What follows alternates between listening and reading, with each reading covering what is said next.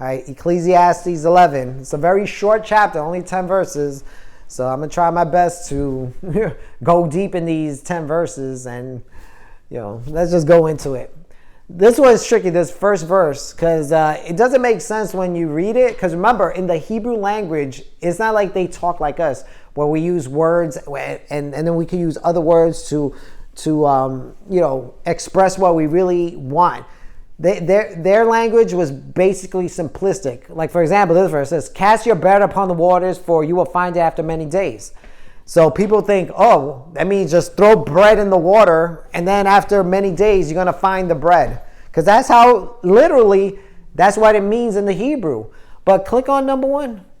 I like the way the NIV, the New International Version, said it. Because while it didn't use the word ship in the Hebrew, the idea that it's trying to convey is, ship your grain across the sea. After many days, you will receive a return.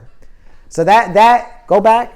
That give us a better understanding what the Hebrew is trying to say. Meaning, for us, if we ship our merchandise, if we do things in life, we should expect a return. But we have to ship it. We have to send it out.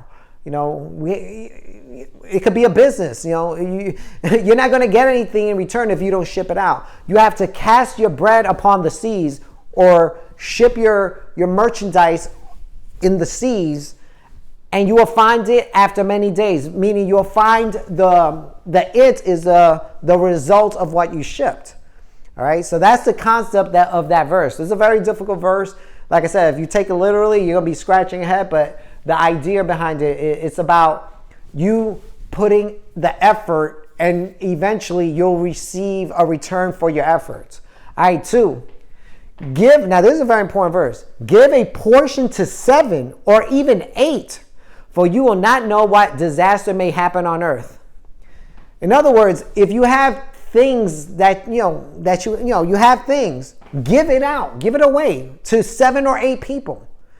Why? Because you don't know what disaster may happen on earth. When you give something to somebody, if God forbid something bad happens to you financially, those 7 or 8 people, one of them will be like, oh, wait a minute, I remember he gave me some tools, and oh man, his house got burned down. Oh, you can stay over at my house. See, when you give stuff to people, it opens the door for them to, receive you. So it's a wise thing to always, if you have things, have money, have equipment, to be willing to give it to people with no questions, because you don't know when you're going to need that in return. Or a disaster might happen to you, and then those people that you gave, those 7 or 8 people that you gave something, they'll remember you and say, oh, I remember, he's a good guy. You can stay with me. So that's why you do it. So that's like a wise thing to do, to give a portion to 7 or even 8, all right? Verse 3. Now this is a very tricky verse too. If the clouds are full of rain, they empty themselves on the earth.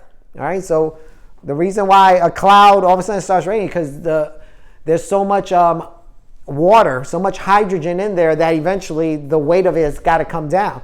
If the clouds are full, they empty themselves on earth. And if a tree falls to the south or north, in the place where the tree falls, there it will lie. All right. So how does this apply to us? Let me start with the second part about a tree when it falls, when it either is chopped down or by natural, it's rotting away and it collapses. It falls to the north or south, there it will lie. What does that have to do with us? Meaning, look, I know you guys want to make your lives think it's so wonderful. You're going to be like the it person, the greatest person that ever existed. But you know what? You're no better than that tree. That tree is going to fall to the north or south, and guess what? Nobody's going to care. It's irrelevant. And if the tree falls to the south or north, in the place where the tree falls, there will lie. It's just going to lie there. And that's going to be us too. We're all going to die. We're just going to lie there. Whether we die in a 90 years old in our bedroom, or we die in a car accident, wherever we die, whether the north or south, guess what? In the place where you fall, there you will lie. That's it. It's kind of like not, I say melancholy to think of. It's a melancholy idea, but that's how life is. You got to get that reality, because that's where you're going to be, all of us. So don't try to think Mr. Wonderful, Mrs. Wonderful. You're no better than this tree. If the cloud, let me go back to the first part of the verse. If the clouds are full of rain, they empty themselves on the earth. So the concept here is, when something is full of something, eventually it's going to let it out. So if you're full, if you're full of rage, you're going to let out that rage. If you're full of happiness, you're going to express it. Full of love, you're going to share that. So whatever is in you, whatever you're full of, is going to empty itself out on the earth, just like that cloud. All right. Verse 4. He who observes the wind will not sow, and he who regards the clouds will not reap.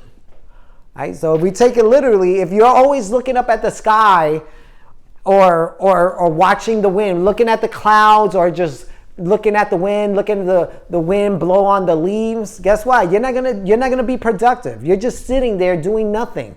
If you're observing it, there's nothing to observe. Okay, the clouds are moving slowly. It's going so. You could be doing things. So in other words, don't waste your life. Like that verse in the, I think it's 1 Thessalonians, 1 Timothy. It says you got to redeem the time because the days are evil. We got to redeem this time, not just observe the wind or regard the clouds. Nothing's going to happen when you do that. We're meant to be diligent. We're meant to work. You're meant to do something. When you get up every day, you got to ask yourself, what can I do? Not, I'm going to observe the wind. I'm going to watch TV, or watch this game, or watch this video. If you do that, he who observes the wind, like hearing the radio all day, just sitting down doing that, you're observing, the radio waves go through the air. You're not going to sow. You're not going to do nothing. And he who regards the clouds, look up, you can't do nothing, just observing. You're not going to reap. You're not going to do nothing. We cannot be one of these do nothing peoples. All right. Verse 5. As you do not know the way the spirit comes to the bones in the womb of a woman with a child, so you do not know the work of God who makes everything. All right. I mean, now with scientific advancements, we have an idea, but even then we don't know. We don't know the whole details. As you do not know the way of the spirit comes to the, you don't know when a spirit enters that fetus, that embryo. You don't know. You might see it growing, through a sonogram. You might see it grow, but you don't know when the spirit entered it. Because, trust me, there's a lot of babies that are born stillborn. They're stillborn. They don't have a spirit. As you do not know the way the spirit comes to the bones in the womb of a woman with a child, so you do not know the work of God who makes everything. You don't know everything, So, of course, we should try to get understanding, but God's wisdom is so deep that it's hard to know the work of God, whether it's creation or what God is doing. Sometimes we look around, in our situation, and we're doing the right thing, and we're like, I don't understand. I'm doing the right thing, and it's not happening the way I thought it would. But you got to understand, your way, you do not lean on your own understanding. God, just do what you're supposed to do, and don't worry about the work of God. Like it says, so you do not know the work of God who makes everything. You don't know the work of God. You don't know what God is trying to do. It might look bad now, but you don't know what a year, 2 years, 5 years from now it's going to be. So just be obedient and faithful, and don't worry about trying to understand the work of God, what God is trying to do. Okay? Verse 6, in the morning sow your seed, and at the evening withhold not your hand, for you do not know which will prosper, this or that, or whether both alike will be good. Click on that. I think the NIV worded it better. Sow your seed in the morning, and at evening let your hands not be idle, for you do not know which will succeed, whether this or that, or whether both will do equally well. All right? Here is using an agricultural term, meaning, look, you're sowing two different kinds of seeds. So just sow it. And after you sow it in the morning, you don't know eventually which one is going to prosper. Sometimes, you think, I'm using the agriculture term. Sometimes people thought, oh man, I plant everything, the weather's nice, and it's going to be great. And, but then all of a sudden a bunch of locusts come and eat your crop. While the other seeds that you thought weren't going to do good, they're flourishing because, I don't know, the horse or it's pooping right over it. And so you do not know. Let me go back. Where is it? Verse, in the morning, sow your seed. Again, be diligent. In the morning, you got to do something. Not in the morning, get up, have your cup of coffee, relax, sit down. Now it's afternoon. Now I get to do. No, in the morning, sow your seed. And at the evening, withhold not your hand. Like I said in the NIV, don't be idle. So you still got to be busy. Don't be, I'm just going to withhold my hand. I'm just going to quit. No. For you do not know which will prosper, this or that, or whether both alike will be good. You don't know. Maybe as you're sowing both of them, both might prosper. But you always got to have the mentality. Maybe one might not prosper. But at least if I do it, one should prosper, but maybe both. But if you're diligent, if you sow your seed in the morning, you'll know at the very minimum one will prosper, and maybe both, So always be diligent, always think ahead. Don't be like, well, I think this will work and this one works, so I won't do it. No, do both, because you don't know. Maybe both might work, All right, verse 7. Light is sweet and is pleasant for the eyes to see the sun. Light is sweet and it is pleasant for the eyes. Click on it. Light is sweet and pleasant, and it pleases the eyes to see the sun. Or how pleasant to see a new day dawning. Light is sweet. When you see if you've been outside, I remember there were a few times where I stood up all night and it's just dark. I see the stars, and all of a sudden in the morning you see the sun creeping up. First you see like the shining, then you find, and you're just in awe. And it's a beautiful thing, from the dark, all of a sudden the light is sweet. When you wake up, you realize I have another day. I have another opportunity. I could have been taken out last night. You're just grateful. The light is sweet, and it pleases the eyes to see the sun. You're grateful for the sun. That the sun is the thing that produces life in the plants, produces heat. In the cold days. It helps you see where you're going. So we take for granted the sun, like it's just there. But light is sweet. Light is sweet. Some people can't see. Some people are blind. They can't see, and they'll love to see the light of the sun. So never underestimate your eyes and think, it's just a thing I got in my skull that's there. No, appreciate it. He's appreciated. Light is sweet and it pleases. It is pleasant for the eyes to see the sun. It's a beautiful thing. You look at it. I mean, of course, you're not supposed to stare at it for long, or else it might cause blindness. But you look at it and you wonder, man, this thing's producing heat and giving light to everything. Go back, verse 8. So if a person lives many years, let him rejoice in them all. All right. So if you lived like me, 50 years, I should rejoice in them all. Not, it's been a rough 50 years. And this is why. But let him remember that the days of darkness will be many. All that comes is vanity. Right? So yeah, okay, rejoice. I can live 50 years. But I also got to remember, look, my time is running short. It says, but let him remember that the days of darkness will be many.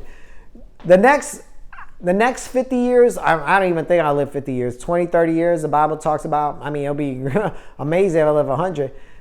It says that, but let him remember that the days of darkness will be many.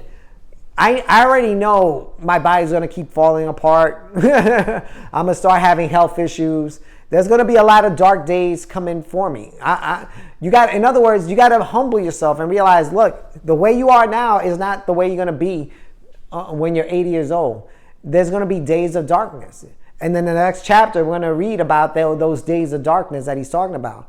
So we got to remember that as we get older. My kids, you guys are in the prime of your youth. So you don't have to hearken to this yet. But once you get past 30, that's when you realize there's days of darkness. Oh my gosh, I can't get up as I used to. My back is cracking in the morning. There's going to be, and it's only going to get worse and worse, So, like me, I feel good right now. I feel healthy. But even then, this verse is telling me, look, you're going to break down. That's the reality. There's going to be days of darkness. Verse 9. Rejoice, O young man, in your youth. All right. So if you're young, rejoice in it. Be happy you're young. You're not a boomer. You're not Generation X. You're Generation Z. Rejoice, O young man, in your youth, and let your heart cheer you in the days of your youth. Look, guys, you're young. You could do more than I could do. You could run faster than me. You could, bear more things than me. You could lift more than me. You could do more things. Well, maybe not lift more than me, but than most 50-year-olds. You could do those things. And let your heart cheer you in the days of youth. So be glad that you're young. Don't be miserable. Don't be like, I wish I was older, or I wish I was a kid. No, you're at your pinnacle right now. We're not. You're not going, like they said. You're not over the hill yet. So rejoice in it. It says, rejoice, O young man, in your youth, and let your heart cheer you in the days of your youth. Walk in the ways of your heart. So do whatever you want, guys. Do whatever you want. Whatever your heart wants you to do, do it. Walk in the ways of your heart and in the sight of your eyes. Whatever you see, go ahead. Do what you want. But here's a but. But know that for all these things, God will bring you into judgment. So in other words, go ahead, walk in the ways of your heart and the sight of your eyes. But you know what? You better remember, God's still going to judge you for what you do. So in other words, you got to do the right things. So walk in the ways of your heart and the sight of your eyes. But be careful that you're not breaking God's commandments. Because if you are, God's going to judge you. But know for all these things, God will bring you into judgment. So you got to be careful, because when you're young, you think you're invincible. You can get away with stuff. It's not going to happen to me. I'm smarter. It might have happened to that person, but it won't. No, God will bring you into judgment for your actions. All right, 10. Remove vexation from your heart. Click on 10. It says, in NIV. So then, banish anxiety from your heart and cast off troubles from your body. All right.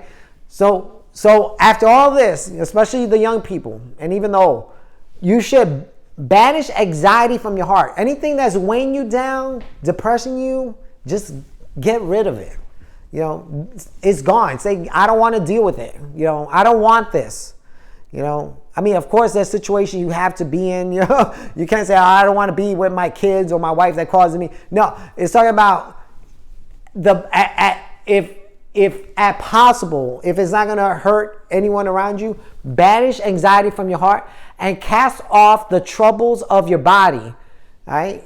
Like I said, our bodies are breaking down. There's issues that we have in our body, and we could use them as an excuse not to do anything. Say, you know what, I can't, my legs hurt, my back hurt, my shoulder hurts. You got to cast off the troubles. I like the New Living Translation. It says, so refuse to worry and keep your body healthy. I think that's a better, remember, the Hebrew literally says, cast off the troubles of your body. Like, how do you cast off a back pain? I guess you suck it up. But here, I like that the New Living Translation says, and keep your body healthy. In other words, eat right, exercise, good diet. Don't eat junk food. Don't be, sedentary. Don't live a sedentary lifestyle. Do what you can to be healthy. But remember that for youth and vigor are meaningless. Right? So yeah, you might think you're young and I'm better than dad, or I'm better than that 50-year-old, 60-year-old guy. But in the end, what does Solomon says? Even youth and vigor, meaning strength, the little strength you have is meaningless. Because that little strength you have is not much when you really think of it. It's not what are you going to do with it? Just because you're strong physically, what, you're going to become president or you're going to lift a mountain? No, you have a little strength. Even that strength you have is not strong enough to move anything. Even though you're young and you can do more things and can bear more things, okay, you're doing it and bearing it for what? For nothing. Is meaningless. Because for youth and vigor, for youth and the dawn of life are empty. So again, Solomon is one thing he's telling us throughout this book is there's a lot of meaningless things. Like I said, this book is not exciting. It's not going to go make you whoop and holler and walk out with a smile after church or after service. But this is a reality check book. This is a reality check for everybody, because we get caught up in our own delusions or even lying preachers telling us, live your best life now. Here's Solomon say, look, this life is meaningless. Even if you're young and vigor and strong, it's meaningless. It's a very, like I said, very melancholy thought. But if you keep that in mind, you realize, that this life is meaningless. So I got to live my life the best according to how Solomon says, just to eat, drink, be merry. Work. He said that labor is a gift of God. Try to take that, because those are like distractions from this meaningless life. Right? Or else you'll just get overwhelmed in depression and sadness and be like, it's meaningless. I'm in my youth and I'm strong and I'm this. Trust me, I hear reports of young men committing suicide in the prime of their life because they reach that point, because they come to the conclusion it's meaningless and they kill themselves off. And that's why we need this book more than ever. Because yes, we would tell them it's meaningless, but you know what? Go eat and drink and be merry. Go find a wife. Go rejoice in your labor. That's the advice they need. No, not, oh no, everything, this life is wonderful. No, it's not. No, it's not. For many people, they realize what Solomon realized, this life is meaningless. But there's an escape, and he's given us many things of a way to escape and divert our minds from the meaningless of this life. All right? So with that, anybody got a question, comment, concern? All right, so Josiah.